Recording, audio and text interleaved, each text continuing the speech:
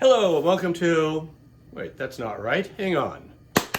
Hello, and welcome to Dan at Old Canyon Forge. I'm going to make some steak knives. Here's an example of one, and actually, here's a couple others. Because my honey wants some, so she gets some. Something to do during the, while we're stuck at home. I'm going to do these out of 1084, and I'm going to do this in a technique that I did, or a style that I did when I used to make medieval knives back 40 years ago. And back then I could whip out a knife in about 10 minutes, which I can't do anymore, especially if I'm copying a pattern.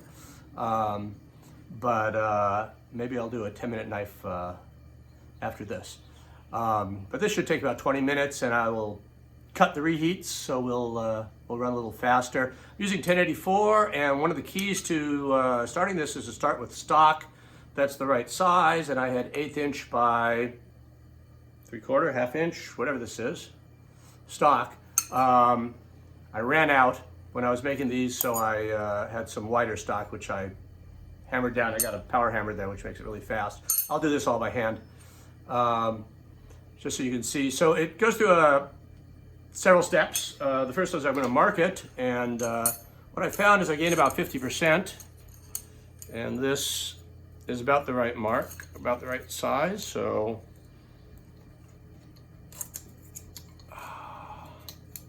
we'll mark this there, and that should be about 50%, shorter than that, and it should lengthen up nicely, or I'll get a little extra. So the first thing I'm gonna do is gonna cut the, pound a notch in it there, which is where this is. Then I will hammer it down. I'm gonna hammer down the back here. So I'm working on the spine, because when I hammer it here, it's gonna thicken the spine. And it seems silly for me to thicken the spine and thin it out for the edge. It's also gonna give me a curved blade like that. And when I do the thin out the edge, it'll push it back. So it makes it a little easier in the long run. And it should go pretty quick. We will hope for the best. And here we go. Oh, and just to check it, I just put it in the fire, so I am going to, if I can get it to work. There, I'm going to set my stopwatch. There we go.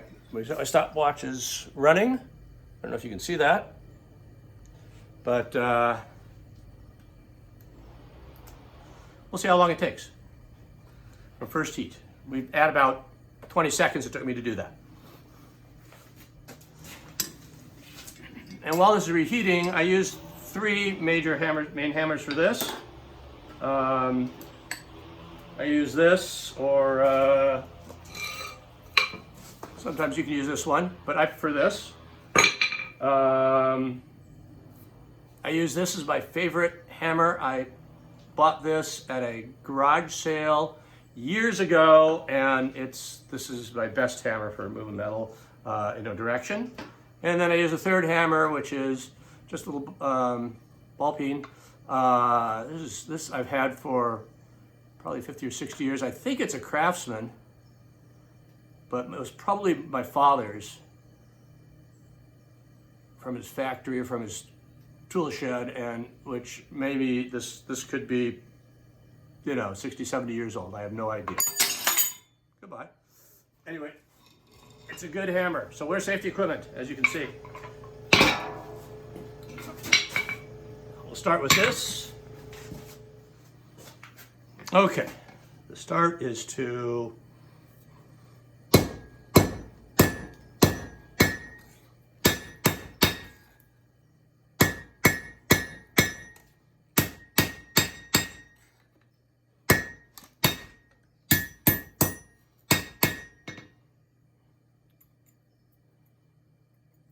that's about right.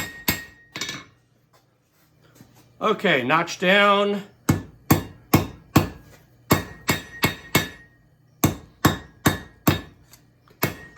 Alternate sides.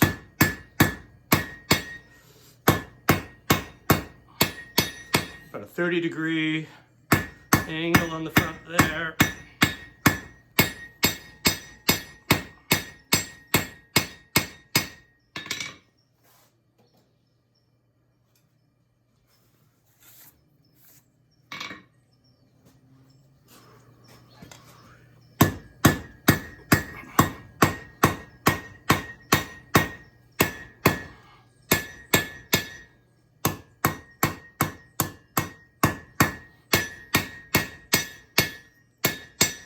Okay, we've got a nice shape on the front.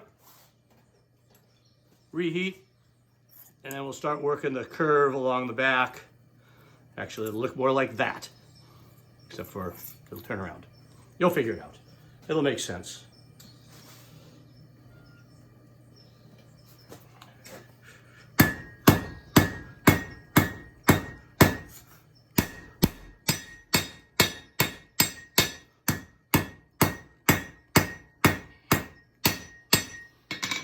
Now you can see how thick the back is getting in here, or I assume you can see it in here. And we're going to taper that out, and you can see we're getting some length. It looks thin, but it's not.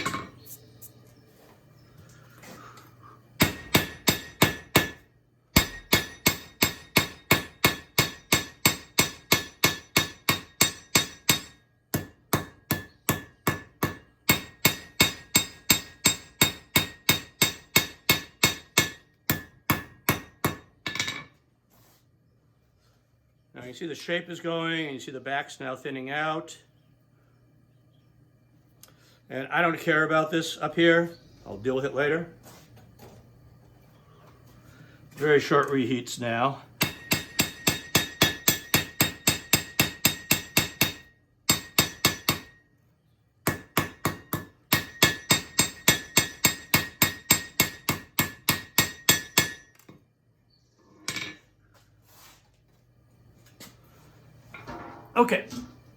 Okay, we're going to switch hammers. I'm going to start using this one and work out the edge and the length a little bit. I'm going to use this so I can control where it's going.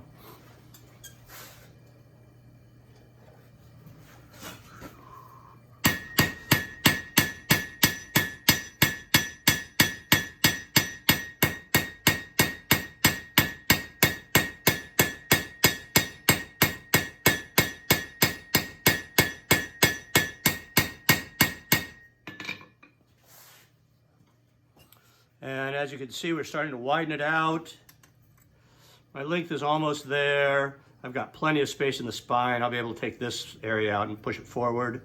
I'm going all the way back here into the choil. It doesn't matter to me because I'm going to angle that too. I'm not going to have a grind line.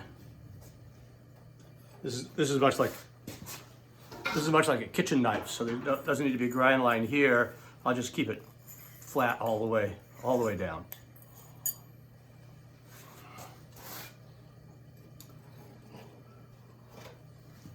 Okay, let's lengthen it a little bit.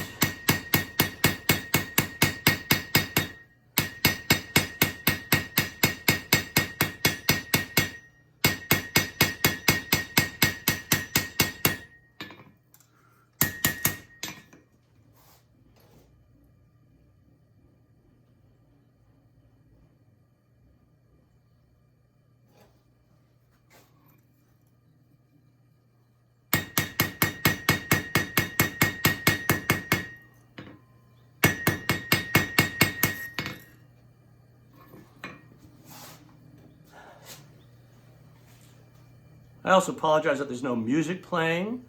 Usually I have something going on, but the phone, which is what I'm recording on, won't play music and do video at the same time. What can you do?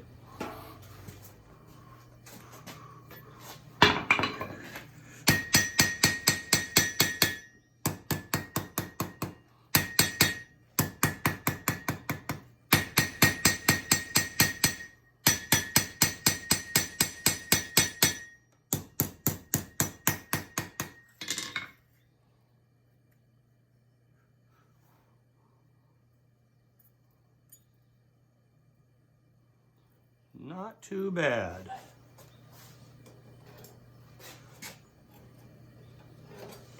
Now we'll just do a little finishing on it.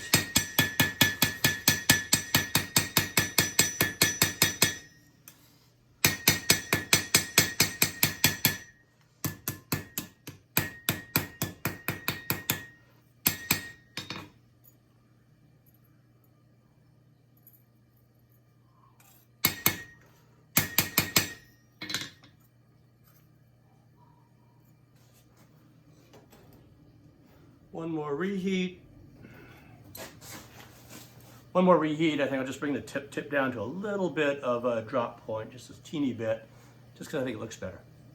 They're steak knives, so it doesn't matter much.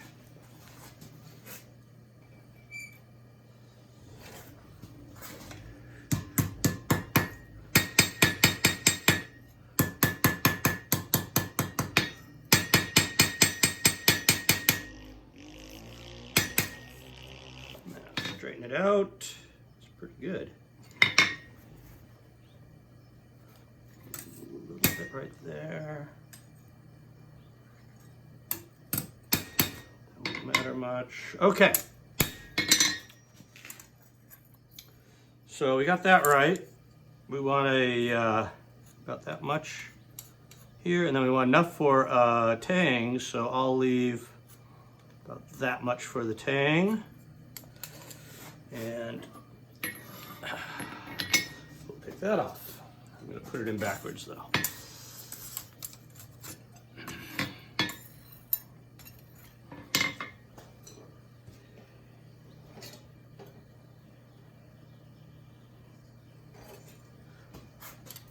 Actually, if you want to be really official, we'll take this and we'll mark where I'm going to cut it. I'll give it just a little bit extra.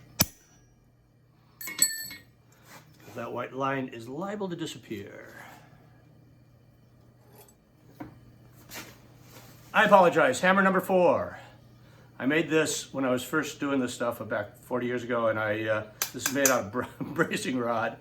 It was my early casts, but I've been using it since, and it's fantastic for working on cutoff hardy, because I don't worry about hitting the hardy. As you can see, I've done it many a time. If I go through. Okay, find that hole, which is right there. Other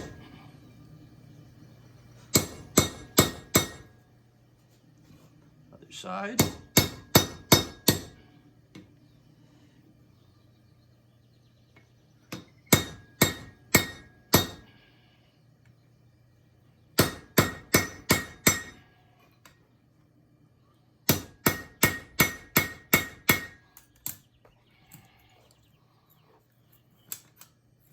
There we go. So that little piece is going to become the tang. Might have made it a little short, but it'll work. Oh, you see, that's why. My dot is here, and I cut it here. It'll still work.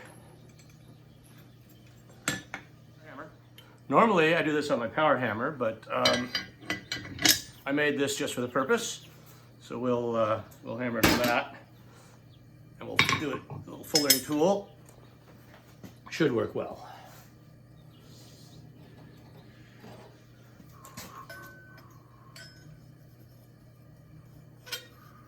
Right about there.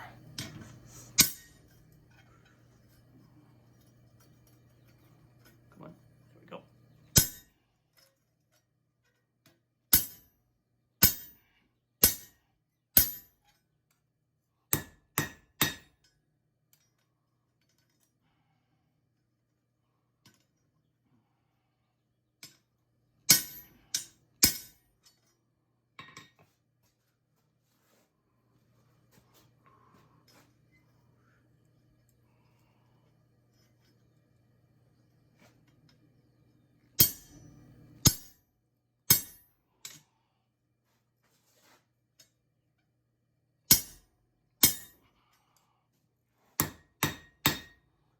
Well, that's working.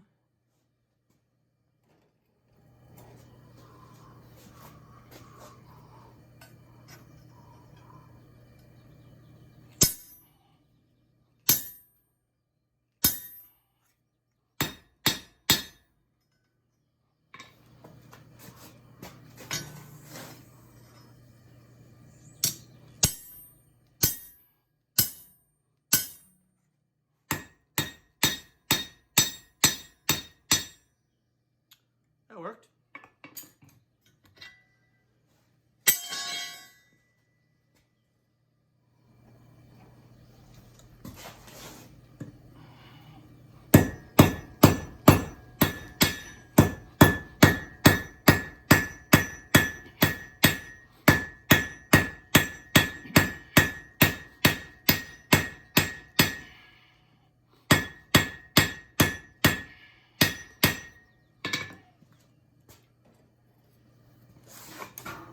length on it.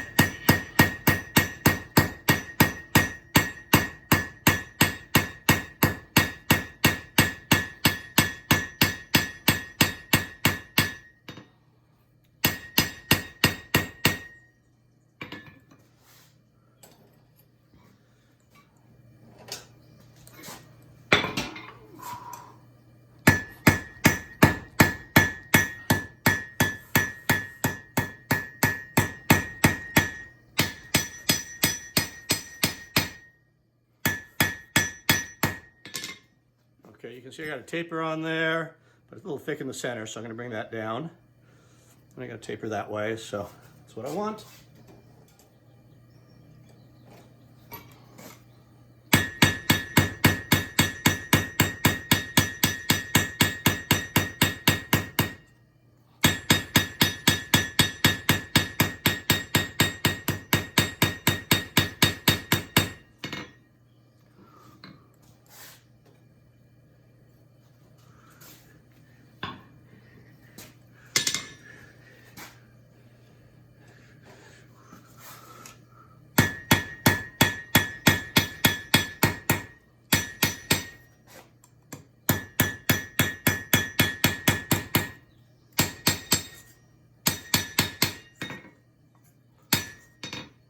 Up.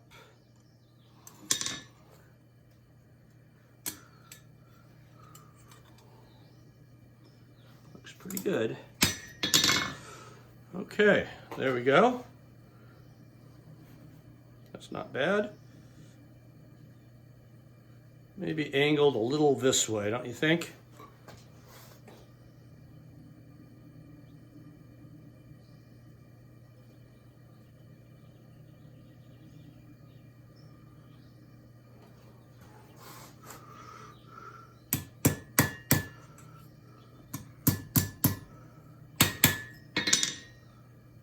There we go.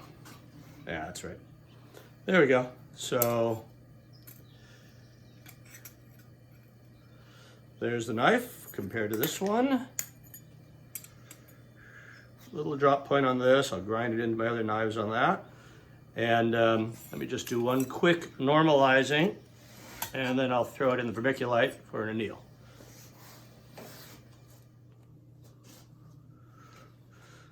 So that normalizes. We are at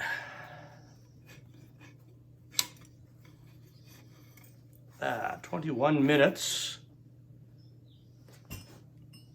If you can see that, if it's still going. Anyway, it's 21 minutes, 22 actually right now. And if I wasn't trying to match that, I probably could do it in about half the time. So we'll see. Maybe I'll do a challenge. Okay. So there we go. And there we go. And I'll bring this down to a little drop point.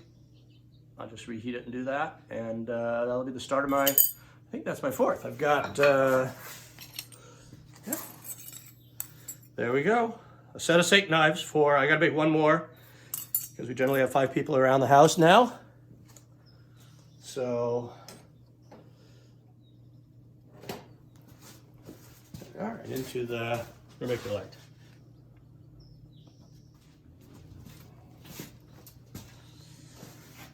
Well, thanks very much. This is Dan Roplat at Old Canyon Forge. Stay safe, keep on forging.